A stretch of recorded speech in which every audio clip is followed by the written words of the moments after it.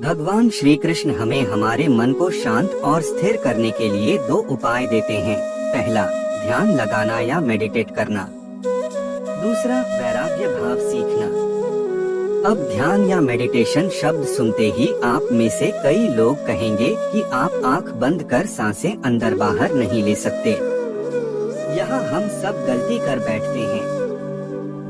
Meditation या ध्यान का मतलब सिर्फ आंख बंद कर बैठना नहीं होता। मेडिटेशन का मतलब होता है अपना पूरा ध्यान किसी चीज पर लगाना और उसे हटने नहीं देना। अगर आप रोटी बना रहे हैं तो सिर्फ उस बात पर ध्यान दीजिए। अगर आप पिक्चर देख रहे हैं तो अपना पूरा ध्यान पिक्चर पर लगाएं। यह मत सोचिए कि पिक्चर देखकर आप अपना कितना वक्त बर्बाद कर रहे हैं।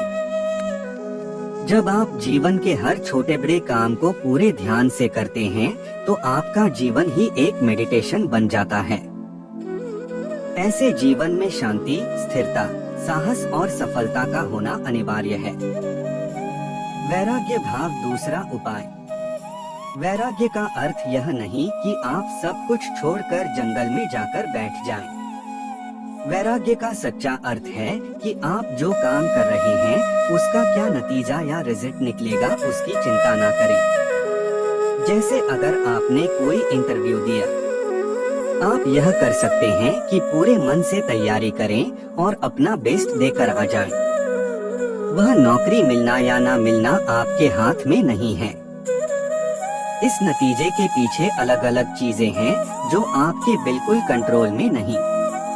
तो जिस चीज के बारे में आप कुछ कर नहीं सकते उसके बारे में चिंता भी ना करें।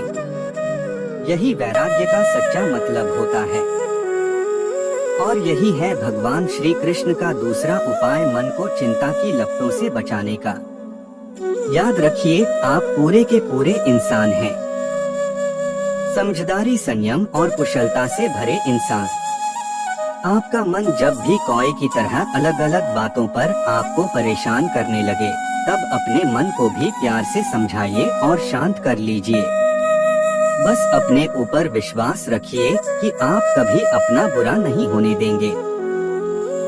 गीता में श्री कृष्ण कहते हैं कि किसी के प्रति नफरत और ईर्ष्या रखने से जीवन में कोई भी खुशी नहीं प्राप्त की जा सकती।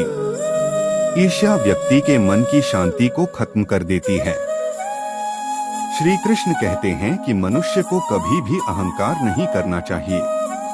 अहंकार मनुष्य से वह सब करवाता है जो उसके लिए सही नहीं है। अंत में यह अहंकार ही उसके विनाश का कारण बनता है। इसलिए जीवन में जितना जल्दी हो सके जीवन से अहंकार का त्याग कर देना चाहिए। गीता में श्री कृष्ण कहते हैं कि किसी भी इंसान का पतन उस समय शुरू हो जाता है जब वो अपनों को गिराने की सलाह गैरों से लेना शुरू कर देता है। गीता के अनुसार सरल व्यक्ति के साथ किया गया छल व्यक्ति के बर्बादी के सारे द्वार खोल देता है। चाहे आप कितने भी बड़ी शतरंज के खिलाड़ी क्यों ना हो, लेकिन अगर आपने सरल व्यक्ति के साथ कोई छल किया है तो इसके परिणाम आपको भुगतने ही पड़ेंगे। श्री कृष्ण कहते हैं कि इस धरती पर कर्मों की चपेट से अब तक कोई नहीं बच पाया है।